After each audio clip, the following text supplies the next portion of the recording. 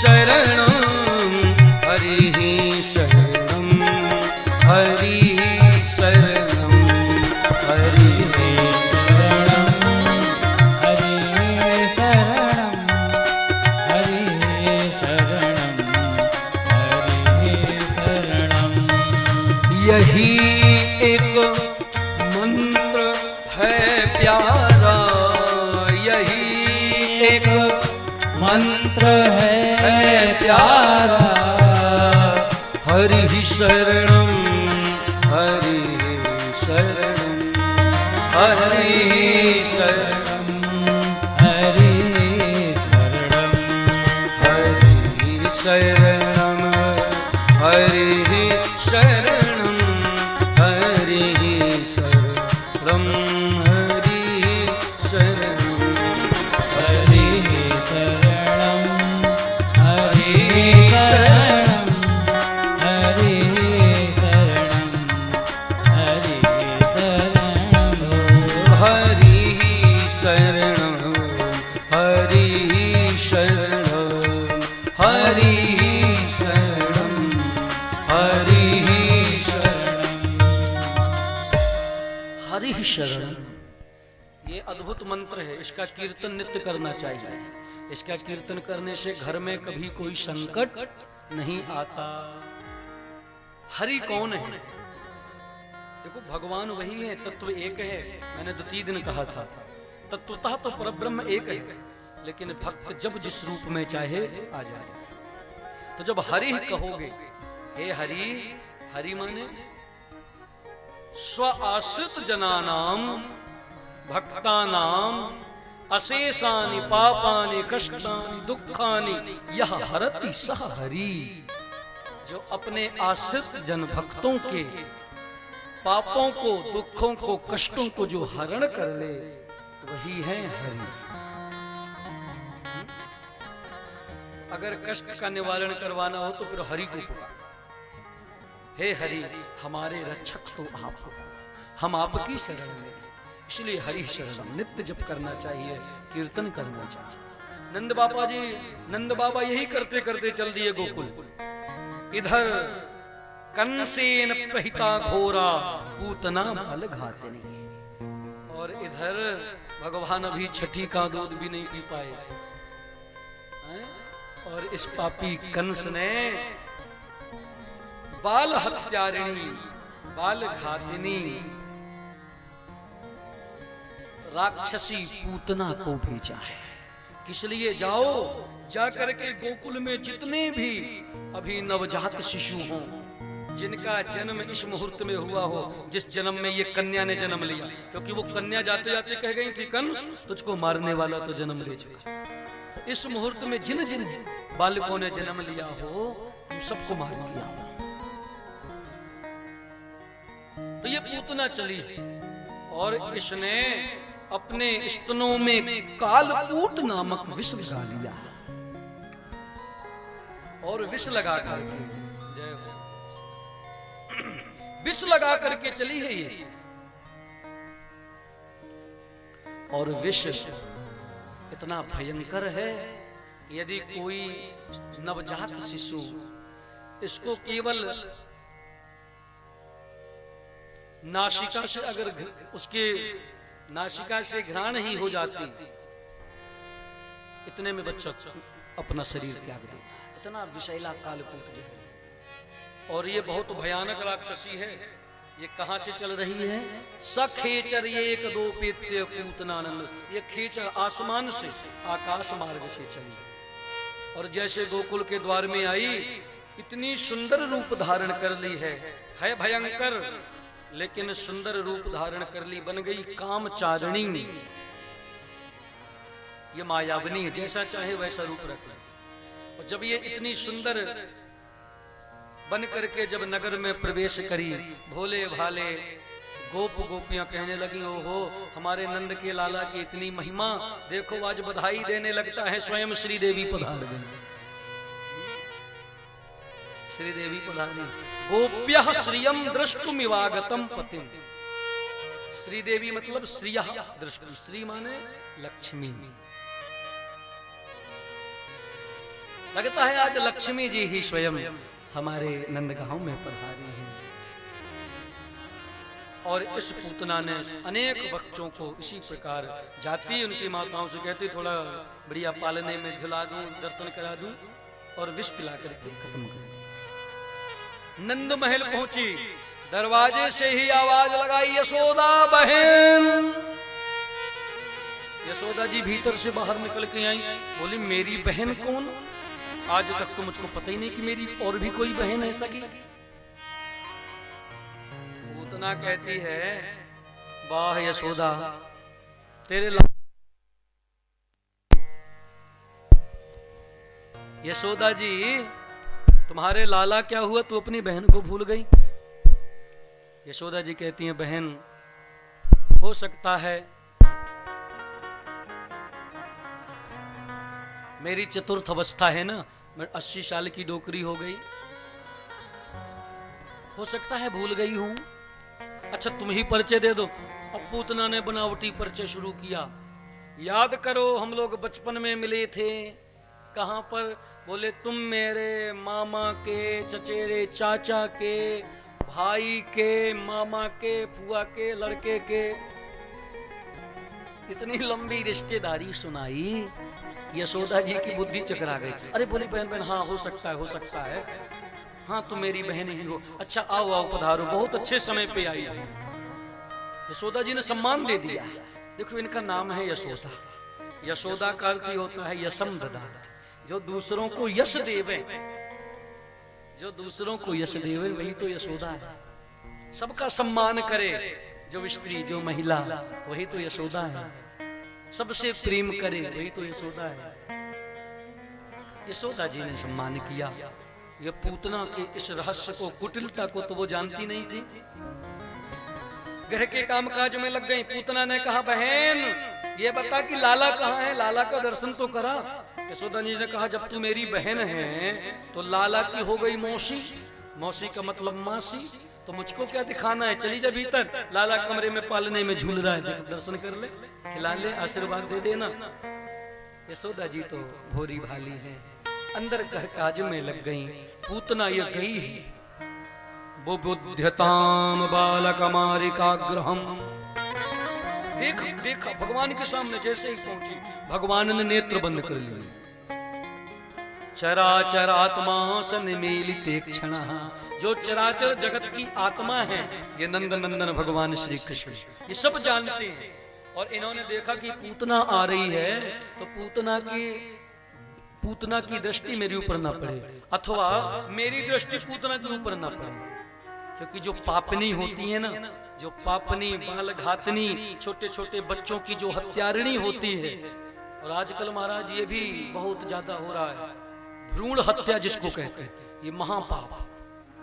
कई स्त्रियां देखें कि अनुकूल नहीं है तो दबा खा करके बच्चे को ही मार देते थे। ये भ्रूण हत्या है, महापाप है। इसी का फल फिर वो कई जन्मों तक आगे भोगती हैं। भगवान ने कहा, ऐसी बाल हत्यारिणी का मुख मुझको नहीं देखना। भगवान ने निमील तीक्ष्ण नेत्र बंद कर लिए।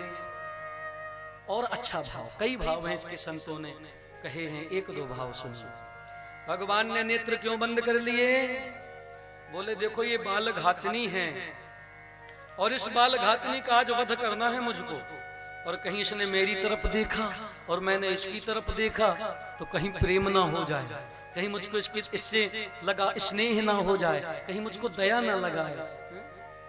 क्योंकि प्रीतिर नयन योगिता, नेत्रों के मिलाप से प्रेम हो जाता है, नेत्रों के मिलाप से प्रेम होता है। इसलिए इन्होंने नेत्र बंद कर लिए। और भाव सुनो, भगवान ने नेत्र क्यों बंद कर लिए? भगवान ने नेत्र इसलिए बंद कर लिए कि ये पूतना अविद्या है। अविद्या मतलब बनावटी, ये बनावटी रूप धर के आई है, सुंदर बन के है तो राक्षसनी, और मेरे सामने अविद्या टिकेगी नहीं। मेरी दृष्टि जैसी पड़ेगी इसकी माया यहीं नष्ट हो जाएगी। और अगर ये अपने असली वेश में मेरे नंद महल में आ गई तो मेरी मैया तो घबरा जाएगी कि ये कहां से आ गई। कहीं मेरी मैया घबरा ना जाए, मेरे गोप गोपियां परेशान ना हो जाएं, इसलिए मैं नेत्र बंद कर लूं ताकि ये जैसी बनी है बनावटी ही बनी रही। भगवान ने नेत्र क्यों बंद कर लिए? एक और भाव सुन लो बस। भाव तो बहुत सुंदर सुंदर अनेकों हैं। भगवान ने इसलिए नेत्र बंद कर लिए और नेत्र बंद करके शिव जी का ध्यान कर रहे हैं। हे भोले बाबा, आप तो मेरे इष्ट हो। आप जानते हो कि मैंने अभी तक जितने अवतार धारण किए उन सब से ये अवतार मेरा विलक्षण है, क्योंकि हर बार मैं आया, अपना काम किया और गया। इस बार मैंने सोचा है कि कुछ दिन इन गोपियों के प्रेमियों के बीच में रह करके प्रेम की लीला करूं, बढ़िया गायों का दूध पीऊं, माखन खाऊं, मिश्री खाऊं। और अभी छठी का दूध भी नहीं पी पाया, माखन मिश्री को तो छोड़ो, और ये हत्यारिणी, ये पापिणी मुझको जहर पिलाने आ गई। तो हे भोले बाबा, जहर पीने का अभ्यास तो आपको है, तो ऐसा करो कि आप आ जाओ, तो जहर पी लेना आप और दूध मैं पी लूंगा। तो मानो नेत्र बंद करके भोले बाबा का चिंतन करने लगे। अनेक भाव हैं इनके नेत्र बंद करने के।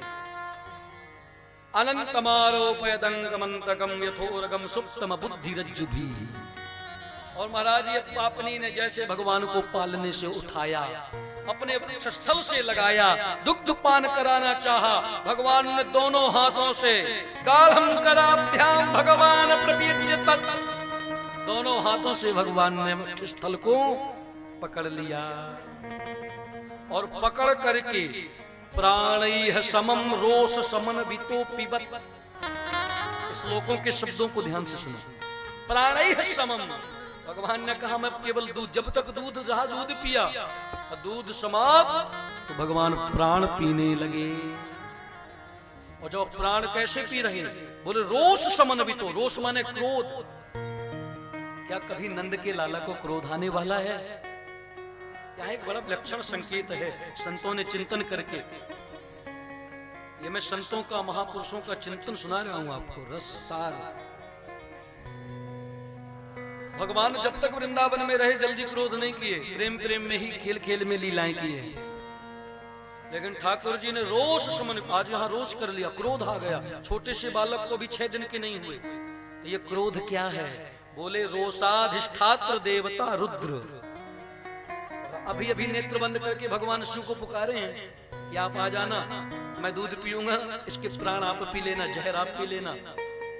तो जो रोष है, जो क्रोध है, वो नंद नंदन के अंदर स्वयं भगवान शिव आ गए हैं। और शिव तो तमोगुणी है, संहार करता है। तो रोष के साथ, क्रोध के साथ उसके प्राणों का पान करने लगे। प्राणैः समम रोष समन वितो पिबत। ये चिल्लाई है। सा मुंच मुंच, मुंच माने छोड़ो छोड़ो। भगवान ने कहा मौसी, ओ मौसी, अभी तो बहुत लंबा रिश्ता मेरी माँ से बनाई कि मैं तेरे मामा के भाई के, फूफा के, कक्का के बिटिया हूं। अब वो संबंध क्यों छोड़ रही हो? तू मौसी है ना। भगवान ने कहा मौसी, या तो मैं किसी को पकड़ता नहीं और जिसको पकड़ता हूं उसको छोड़ता नहीं। अब तो बिना कल्याण किए मैं आपको नहीं छोड़ूंगा। पूतना घबराई, सोची कि मैं यहां रहूंगी तो मर जाऊंगी। आकाश में उड़ गई, आकाश में उड़ करके अपने स्वरूप में आ गई, राक्षसी वेश में आ गई। लोग देखे, घबरा गए। और भगवान ने प्राण पीते पीते इशारा किया, चल नगर के बाहर, गोकुल के बाहर लेकर के आया। गोकुल के बाहर गोकुल मथुरा के बीच में 18 किलोमीटर में फैला हुआ कंस का बगीचा है। भगवान ने कहा ये बढ़िया जगह है, क्योंकि कंस मामा ने ही भेजा है, तो मामा का ही नुकसान होना चाहिए, गोकुल का नहीं। गोकुल के बाहर उस बगीचे के ऊपर ही भगवान ने उसके समस्त प्राणों का पान कर लिया। अट्टहास करते, चीखते, चिल्लाते हुए यह पूतना पूरे बगीचे को तहस नहस करके उस बगीचे में गिर गई और इसका देहांत हो गया, मर गई। प्रस्विग्न गात्रा क्षिपतिरुरोधः। जब ये पूतना मरी है ना, महाराज इतना विशाल इसका शरीर है कि गोप गोपियां इसको देख करके इतना भयभीत हो गए, बहुत भयभीत हो गए, डर गए। यशोदा जी तो अचेत हो गई, मेरा लाला मेरा लाला कहाँ गया। रोते विरखते पीछे पीछे आई हैं तो देखा तो भगवान नंदनंदन उस पूतना राक्षसी के छाती में वक्षस्थल में खेल रहे हैं, हंस रहे हैं। कुछ शांति मिली, चलो ठीक है। यशोदा जी ने कहा, अरे गोप गणों देख क्या रहे हो, मेरे लाला को ऊपर से नीचे दुलाओ। अब गोप सोच रहे कि ये पहाड़ जैसी, इसके ऊपर कैसे चढ़ा जाए, बहुत विशाल है ये। अंधकूप गभीराक्षम, इसके नेत्र कैसे हैं, जैसे विशाल बड़े बड़े कुआं, ऐसे नहीं, अंधकूप। इसका पेट कैसा, इसका पेट जैसे सूखा हुआ पानी का विशाल तालाब। खोए तालाब तो छोटा पड़ेगा जो बगल में, मेंशन सागर हो सकता है कुछ, ये भी इससे भी कई गुना बड़ा। इतना बड़ा सूखा हुआ तालाब जैसा पेट, इसके नाक के जो छिद्र हैं दो, ऐसे लगे जैसे बहुत बड़ी बड़ी गुफाएं। कई गोप गोपी तो अंदर गए लाला को जब उतारने के लिए, तो काफी देर तक इसके अंदर नाक की गुफाओं में ही घूमते रह गए, यहाँ से निकले वहां से निकले, वहां से जाएं। इतनी बड़ी बड़ी गुफा देख करके आश्चर्य। गोपों ने इसके बाल जो केस हैं उनको रस्सा बनाया और चढ़ गए ऊपर, और चढ़ करके नंदन को उतारे हैं, लेकर के आए। यशोदा जी ने गोद में ले लिया और यशोदा रोहिणी भ्याम ताम समम बालस्य सर्वतः रक्षाम विदधरे सम्यक गोपुच्छ भ्रमणादिवि। यशोदा जी लेकर के तुरंत आई गैया के पास, गाय के पास, और गाय की पूंछ को लेकर के अपने लाला की गिर गिर घुमाने लगी। क्यों? क्योंकि जितनी भी अलाय बलाय नजर लगी हो, अगर गाय की पूंछ किसी बालक पर घुमा दो तो नजर उतर जाए। गोपुच्छ भ्रमणादिवि, गाय का पूंछ घुमाई।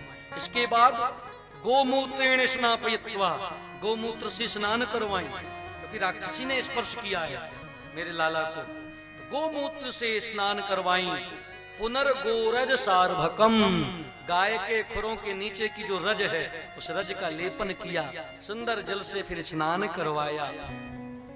स्नान जब करवाए, गोद में लिए, भगवान को दुग्ध पान कराया, और जब नंदन मैया यशोदा का दूध पीने लगे तब मैया को चैन मिला। क्यों? क्योंकि अगर माताओं का लाला दूध पीने लगे तो मैया समझ जाती हैं कि मेरा लाला स्वस्थ है, नियम है। अगर दूध न पिए तो माताएं चिंता में रहेंगी, बेटा लगता है कुछ बीमार है, अस्वस्थ। यशोदा जी प्रसन्न हो गईं। इतने में ही नंद बाबा पधारे। नंद बाबा ने देखा, ओहो वसुदेव जी ने ठीक कहा था कि नंद जल्दी जाओ, तुम्हारे घर में नगर में गांव में उत्पात होगा। पर देखो मैंने भी वसुदेव जी ने जैसे कहा, मैंने तुरंत हरि शरणम का जप किया, तो भगवान ने कृपा करके भेज दिया हनुमान जी को, और ये राक्षसी आई, हनुमान जी ने एक गदा मारा, ये मर गई, मेरे लाला की रक्षा हो गई। ये भक्त का भाव। गोप आकर के कहने लगे, जितने गोप ग्वाले हैं बाबा, और तो सब ठीक है, ये जो पापनी, ये जो राक्षसी अब यहाँ मर गई है, अगर आपने ध्यान नहीं दिया तो 1-2 दिन में पूरा गोकुल इसकी दुर्गंधी से मर जाएगा, क्योंकि ये सड़ेगी। नंद बाबा ने कहा तो उसको जलाओ। बोले महाराज कैसे जलाएं, इसका शरीर सीमित तो है नहीं, 18 किलोमीटर 6 कोस की है पूतना। अब मान लो इसको अगर जलाने के लिए लकड़ी इतनी इकट्ठी भी कर लो, तो इतने बड़े शरीर को उठा करके चिता में रखेगा कौन? सब लोग चिंता में थे। कुछ सयाने, कुछ नवयुवक ग्वाले आए, बोले बाबा अगर आप आज्ञा दे दो तो हमारे पास उपाय है। बोले क्या? हम अपने अनुसार इसको जला दें, ठीक कर दें? बाबा ने कहा जो करना हो करो, इसको जला।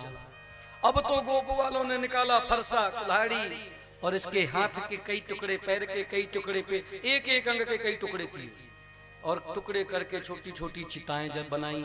लकड़ी की व्यवस्था ये स्वयं कर गई थी, कंस के बगीचों को तोड़ते गिरी थी, खूब लकड़ी थी। और छोटे छोटे खंडों में जब इसकी अंतिम संस्कार इसका हुआ है, इसको जलाया गया है ना, तब पूरे गोकुल में, नंदगांव में एक अद्भुत दिव्य सुगंधी फैल गई। कलेवरम परशुभिश्चित्वा तत्ते ब्रजौकसः दूरे चित्वा वयवसो निदहन काष्ठधिष्ठितम्। अगुरु, धूप, चंदन, इनकी दिव्य सुगंधी, गम गम की सुगंधी हो रही। क्यों? देखो, अगर जब किसी का शरीर जलाओगे ना तो बहुत बड़ी दुर्गंधी आती है, बहुत दुर्गंधित होता है ये शरीर जब जलता है। इसीलिए देखो अंतिम जब संस्कार होता है तो घी, कपूर, चंदन आदि सब डाला जाता है ताकि दुर्गंध ना आए। लेकिन पूतना के शरीर में ये कुछ नहीं डाला गया, फिर भी सुगंधी आ रही। सुखदेव जी कहते हैं क्यों? देखो, चंदन की लकड़ी को तुम जान के छुओ या अनजान में छुओ, अगर तुमने उस लकड़ी को छू लिया तो तुम्हारे हाथ में सुगंधी लग जाएगी। इत्र को अगर तुम्हारे स्वागत में कोई अच्छे से लगा दे तो भी सुगंधी आएगी, और अगर धोखे से कहीं गिर जाए, लग जाए तो भी सुगंधी आएगी। ऐसे ही इस राक्षसनी ने भले ही पाप बुद्धि से भगवान को छुआ, लेकिन इसने स्पर्श तो भगवान का पाया, भगवान को हृदय से लगाया। तो जिस स्त्री ने परमात्मा का आलिंगन किया हो, उनको हृदय से लगाया हो, फिर उसके यहां दुर्गंधी कैसे रह जाएगी? परम सुगंधी, परम पवित्र शरीर हो गया था इसका। और जब ये जल गई ना, भगवान ने इसको दिव्य लोक दिया है, अपनी माता के समान, यशोदा मैया के समान, धातृचिताम तपोन्यम। जो एक माता को अपने भगवान ने अपनी मैया को जो गति प्रदान करी है, वो स्थान, वो महिमा पूतना को प्रदान करी। भले इसने अनजाने में, लेकिन इसने जो काम किया है वो मेरी माँ का किया है। दूध तो मैंने अपनी माँ का ही पिया है। इसके पूर्व जन्म की भी घटना है। ये पूतना कौन है? ये पूतना राक्षस राज जो बलि थे ना, मैंने कल सुनाया था, भगवान वामन पधारे थे बलि के यहाँ, तो बलि की बहन है। जब भगवान वामन आए तो वामन को देख करके इसके मन में प्रेम जगा, वात्सल्य जगा, कहीं इतना सुंदर मेरे भी एक बालक होता। वामन भगवान बहुत सुंदर थे, इसने कहा इतना सुंदर बालक मेरे भी हो जाए। और जब वही वामन भगवान ने छल करके बलि को तीनों लोग ले लिए, तब ये बहुत गुस्सा हो गई। इसने कहा अगर मेरा बेटा ऐसा होता तो मैं उसको जहर पिला देती। भगवान ने कहा तुम्हारी दोनों मनोकामनाएं मैं पूरी करूंगा। तो बालक का भी इसको भाव मिल गया, क्योंकि इसने दुग्ध पान कराया, और इसने कहा कि मेरा होता तो मैं जहर पिलाता, तो जहर भी इसने पिलाया। और काम माँ का किया, भगवान ने कृपा कर दी। सुखदेव जी कहते हैं मेरे भगवान का स्वभाव किम पुनः श्रद्धया, यदि कोई श्रद्धा से जपे फिर उसको क्या लाभ मिलेगा, हो ये तो शब्दों से कहा नहीं जा सकता। अनजाने में भगवान को मारने की भावना से आई हुई इस पूतना ने जब भगवान के द्वारा इतने दिव्य लोकों को प्राप्त किया है, तो किम पुनः श्रद्धया भक्त्या कृष्णाय परमात्मने, और जो श्रद्धा भक्ति से करेगा उसको भगवान क्या ना दे देंगे। इसीलिए गोस्वामी जी कहते हैं राम जी का स्वभाव, ये भगवान का स्वभाव है ऐसा। जो कोई भगवान की कृपा को, उनके स्वभाव को एक बार जान जाए ना, फिर वो उन्हीं का हो जाता है। क्योंकि इतना स्वभाव, इतना अच्छा स्वभाव किसी का हो ही नहीं सकता। जो अपने भक्तों का तो कल्याण करते हैं, अगर दुष्टों से, राक्षसों से भी कोई अनजाने में क्रिया हो जाती है उनके हित की, तो उसको भी उद्धार कर। उमा राम, शिव जी कह रहे हैं पार्वती जी से, हे उमा, उमा राम स्वभाव जेहि जाना, ताहि भजन तजी भाव न आना। आना माने उस दूसरा, जो हे पार्वती जी, जो मेरे प्रभु का स्वभाव जान जाता है ना, ताहि भजन तजी, फिर वो भजन को छोड़ नहीं सकता, भगवान की भक्ति छोड़ नहीं सकता, फिर उसका संसार में मन लग ही नहीं सकता। क्यों? राम जी का स्वभाव कैसा। एक भक्त किसी ने बड़ा अच्छा गाया है, ऐसे है मेरे राम, ऐसे है मेरे राम, मेरे राम ऐसे है मेरे राम, ऐसे है मेरे राम, ऐसे है मेरे राम, ऐसे है मेरे राम। राम जी कैसे हैं?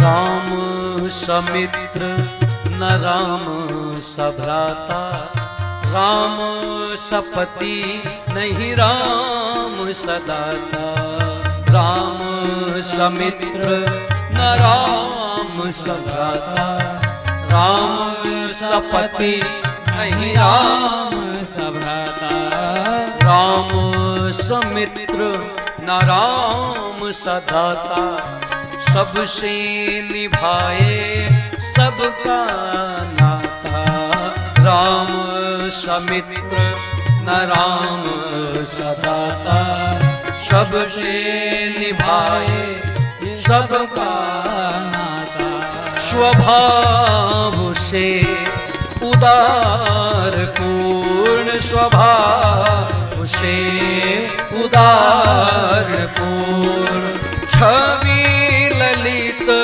ललाट, ऐसे है मेरे राम, ऐसे है मेरे राम, मेरे राम ऐसे है मेरे राम,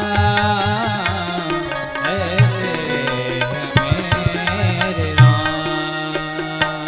मेरे राम, मेरे राम, मेरे राम, मेरे राम, मेरे राम, मेरे राम, मेरे राम, मेरे राम, ऐसे है मेरे राम, ऐसे है मेरे राम, ऐसे है मेरे राम, मेरे राम, ऐसे है मेरे राम, ऐसे है मेरे राम। ऐसे हैं राम जी। पुत्र बनाओ पुत्र बन जाए, पति बना लो पति बन जाए, मित्र बना लो मित्र बन जाए, शत्रु बना लो तो शत्रु भी बन जाएंगे। हाँ? जो चाहो जैसा चाहो। अर्जुन ने तो भगवान को देखो कितने संबंध स्थापित किए, संबंधी भी बन गए, सुभद्रा जी से विवाह कर लिया, रिश्तेदारी भी हो गई, मित्र सखा है ही, और इसके बाद सारथी भी बना लिया, भगवान सारथी भी बन गए।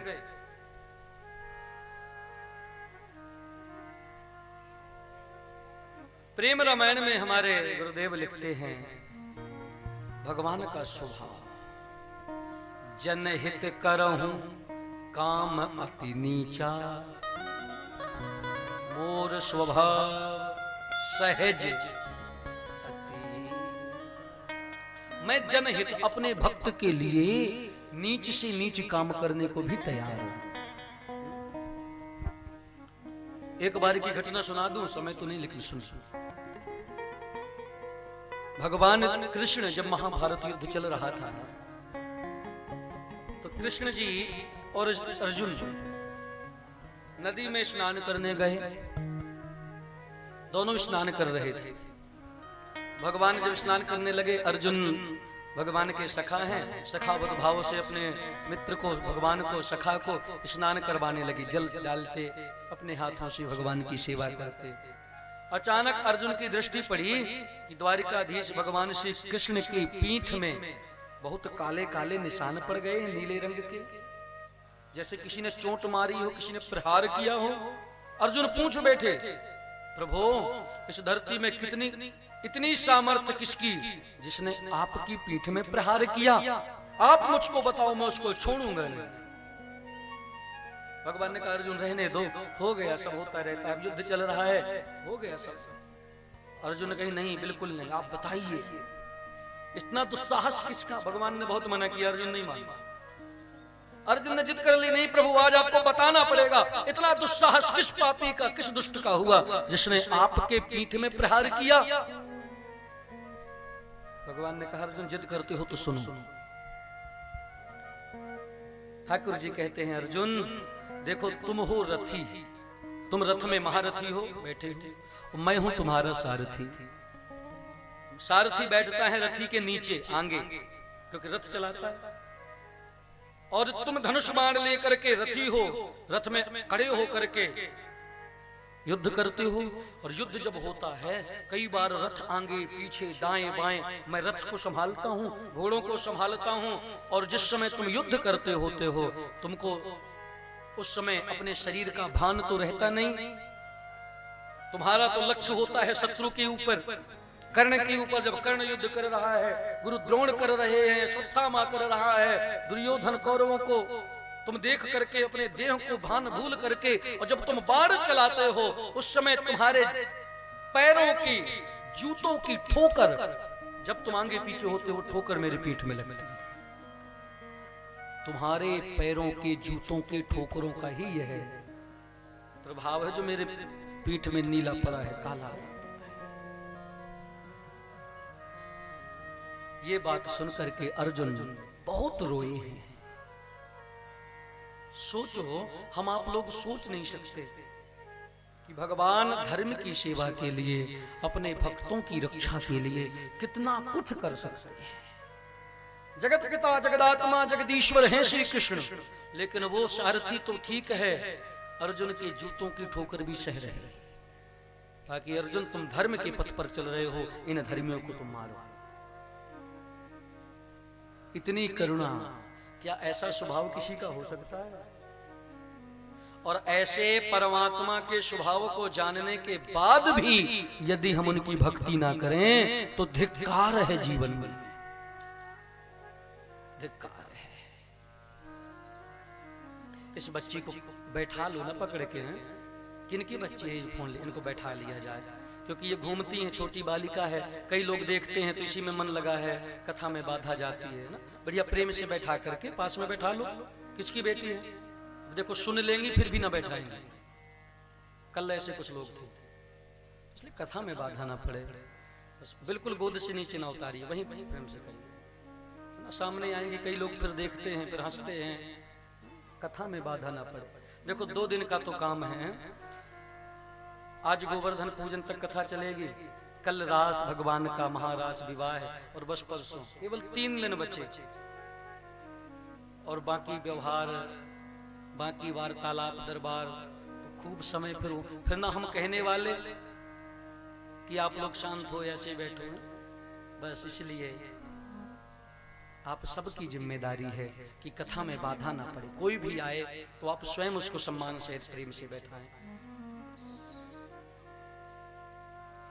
बोलो भक्त वत्सल भगवान जय। ऐसा स्वभाव, इसीलिए महापुरुषों की वाणी को स्वीकार कर लेना चाहिए, उसमें तर्क नहीं करना चाहिए। भगवान शिव जी ने जिसके लिए कहा हो कि उमा राम जी का स्वभाव ऐसा है, फिर हमको कुतर्क। और भगवान का देखो, भगवान ने गीता में अर्जुन से भी चिल्ला चिल्ला कर कहा, अर्जुन अनन्या चिंतयन्तो माम ये जनाः पर्युपासते, जो मेरा नित्य अनन्य भक्त होकर के चिंतन करता है, भक्ति करता है, तेषाम नित्याभियुक्तानाम योगक्षेमं वहाम्यहम्, उसका मैं कल्याण करता हूँ, योग करता हूँ और उसकी रक्षा करता हूँ। लेकिन आजकल का कोई 2 टके का कोई राजनेता कोई भी आकर के भाषण दे दे, मैं ये करूंगा, मैं वो करूंगा। देखो इस समय चुनाव की चर्चा चल रही, तो लोग कितना विश्वास मान कर, हाँ भैया आप बहुत अच्छे हो, आपके लिए ही हम समर्पित हैं। और जो जगत के पिता हैं, जगत के रक्षक हैं, वो बार बार चिल्ला चिल्ला कर कह रहे हैं कि एक बार कोई मेरी शरण में आ जाए, मेरी भक्ति स्वीकार कर ले, हैं? फिर भी हमको उनकी वाणी पर भरोसा नहीं हो रहा, फिर भी हमको उनकी तो धिक्कार है, क्या कहा जाए। बोलो भक्त वत्सल भगवान की जय। या एतत् पूतना मोक्षम। सुखदेव जी कहते हैं ये जो पूतना वध की कथा आपने सुनी ना, पूतना के उद्धार की, मोक्ष की कथा, इसको जो सुन ले, ठीक से हृदय में इस कथा के सार को बैठा ले, जो भी आप लोगों ने सुनी, चिंतन किया, मनन किया, यदि ये मनन सदैव के लिए आपके हृदय में बैठ जाए, तो मैं नहीं कह रहा, सुखदेव जी कह रहे हैं। या एतत् पूतना मोक्षम कृष्णस्यार्भकमद्भुतम् शृणुयाद श्रद्धया मर्त्यो गोविंदे लभते रतिम।